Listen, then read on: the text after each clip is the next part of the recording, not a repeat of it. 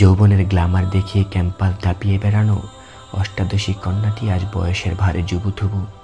শহরের অলিগলি ফেরিয়ে বাইক ছোটানো দামাল যুবকটিও আজ শয্যাশায়ী।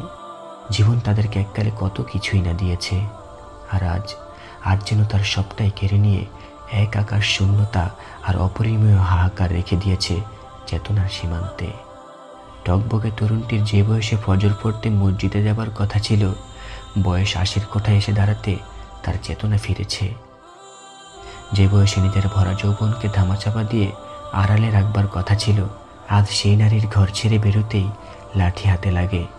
এই তো জীবন তাদের কত কিছুই না দিয়েছে এককালে, আর আজ যেন বদ্ধ জানালার ওপাশেই পৃথিবীর সমস্ত সুখ, যা ধরা যায় না, ছোঁয়া যায় না, অনুভবেও এখন যা অসম্ভব প্রায়।